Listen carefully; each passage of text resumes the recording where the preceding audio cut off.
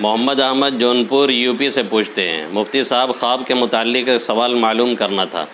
تعبیر خواب کی شرعی حیثیت کیا ہے؟ کیا ہر خواب کی تعبیر معلوم کی جا سکتی ہے؟ مثلاً وہ خوشی کے متعلق ہو یا موت اور غم کے متعلق، اور کس کس خواب کی تعبیر و تشہیر کرنا چاہیے؟ دیکھیں محترم، اصولی طور پر یہ سمجھیں کہ خواب دین میں کوئی حجت نہیں ہے، اس سے کوئی دینی مسئلہ ثابت ہو یا کوئی جائز ناجائز ہو جائے، ایسا کچھ نہیں ہے۔ ہاں ایک تائید ہوتی ہے۔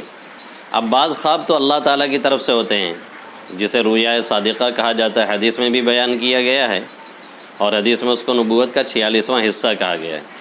عموماً وہ خواب ہوتے ہیں جو آدمی فجر سے پہلے گہری نیند میں دیکھتا ہے، اور دل دماغ پیٹ ووٹ صحیح ہو تو، اور وہ خواب اچھے بھی ہوتے ہیں۔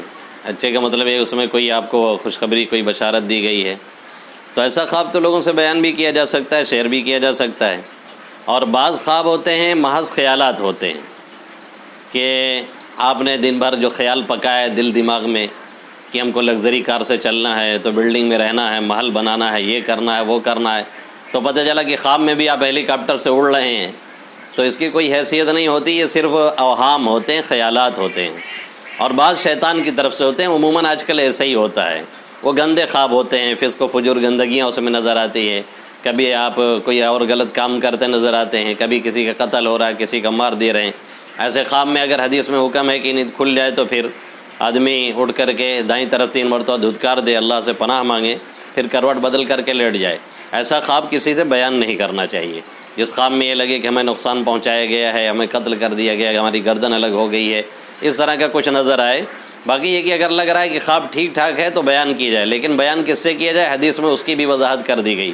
آپ صلی اللہ علیہ وسلم نے فرمایا کہ آپ بیان کرو تو کس سے بیان کرو؟ الحبیب اللبیب۔ 2 شرطیں، ایک تو یہ کہ وہ آپ کا دوست ہو تاکہ دشمنی میں کہیں غلط تعبیر نہ دے، آپ نقصان نہ اٹھا لیں، اور دوسرے یہ کہ اللبیب، دانا اور عقل مند، پڑھا لکھا ہو تاکہ جہالت اور بیوقوفی کی وجہ سے غلط تعبیر نہ دے دے، کہیں آپ اس کی وجہ سے کوئی نقصان اٹھا لیں۔ تو ان دونوں چیزوں کا خیال کرتے ہوئے ایسے خواب کو پھر بیان کرنا چاہیے، اور اگر تعبیر صحیح مل گئی ہے اس کی تشہیر کرنے میں کوئی حرج نہیں ہے۔ اور اگر لگتا ہے کہ خواب ہمارے لیے ٹھیک نہیں ہے، یا ایسا لگا ہے کہ خواب میں کچھ غلط قسم کی چیزیں نظر آئی ہیں، تو پھر اس کی کبھی تعبیر اور تشہیر کے چکر میں نہیں پڑنا چاہیے۔